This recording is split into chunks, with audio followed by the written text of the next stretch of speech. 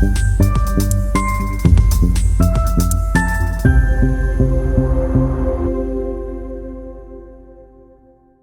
Kinga here. I've recently spoken to several people who are stuck in complicated relationships. Relationships they desperately want to leave, but they claim that they don't know how. And so they stay. Not for weeks and months, but often for years. It's something I've noticed again and again.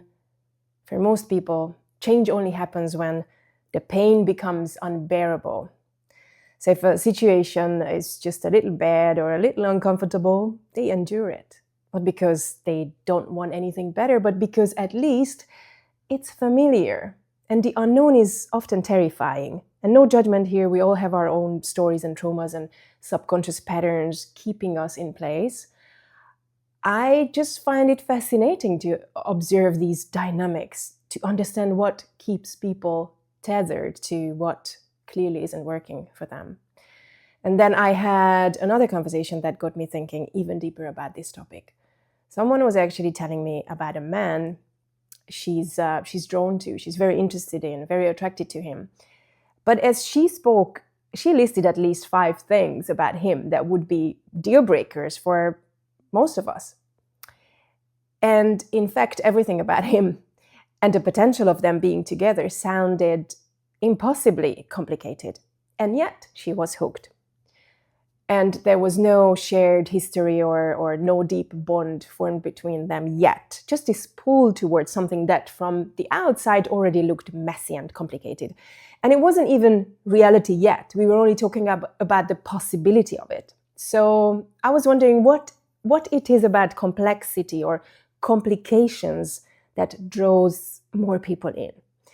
And I think for many, it's about reliving a familiar emotional pattern, whether to finally heal it or because it's simply what feels normal to them.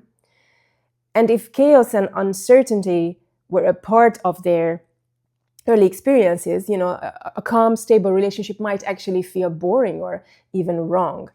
And I also think that some people chase intensity, mistaking it for passion, not realizing that the thrill that they actually feel is anxiety, because the heart racing, the unpredictability, it just feels like excitement, but it's really a nervous system on edge. And maybe on some level, they crave the challenge, the belief that if they can just figure this one out, if they can be enough to make it work, then somehow they will have won, proving something to themselves or to the ghosts of their past. And I think it's an interesting pattern to observe, and even more interesting to ask, what would happen if we stopped confusing intensity with love? What would happen if we stopped confusing excitement with anxiety? If we no longer needed relationships to be hard in order to believe they are real? I consider myself very blessed when it comes to relationships, but it wasn't always like that.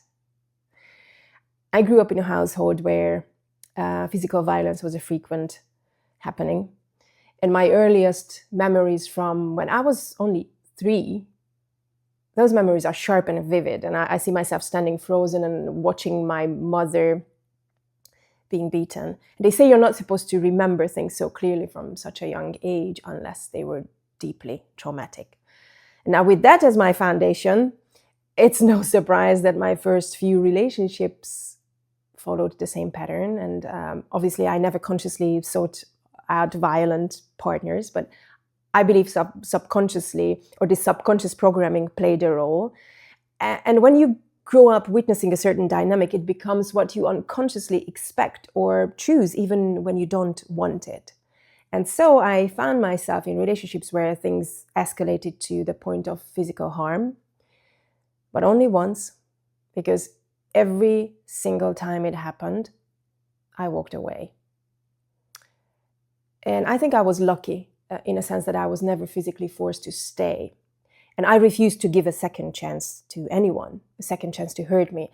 But I also forgave them, not because what they did was okay, but because I couldn't carry the weight of that pain.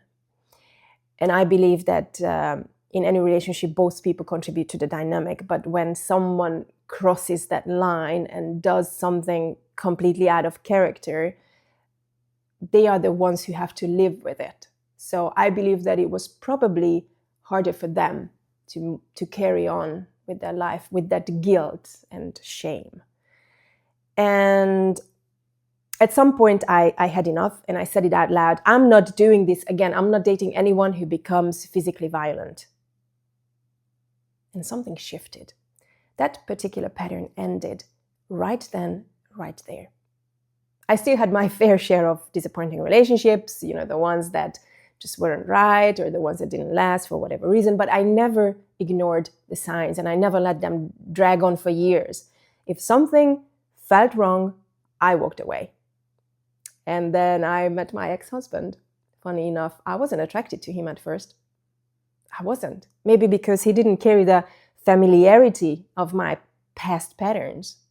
He belonged to a new era, the kind of man the new Kinga would date.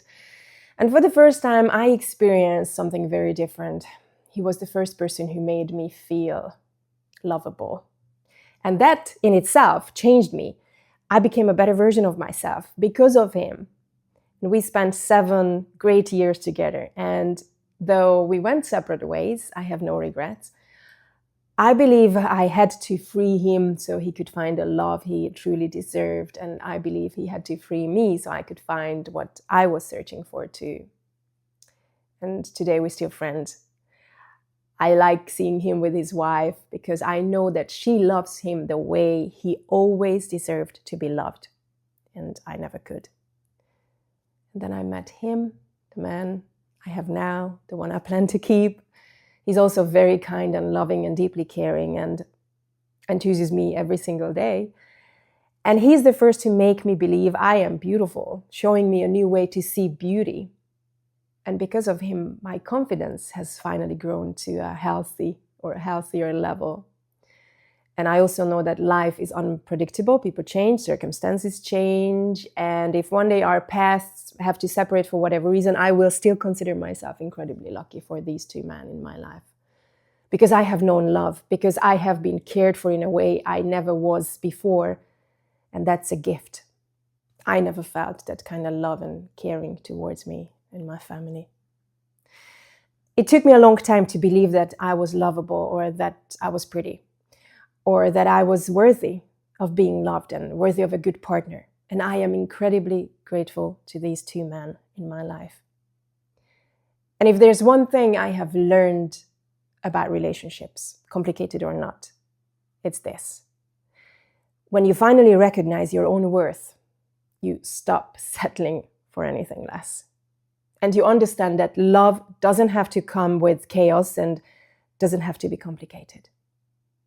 Now, let me know your thoughts on this topic. Write it in the comment section below. And if anything from what I just told you resonated with you, like, share, and subscribe for more. I hope to see you around. Take care. Bye-bye.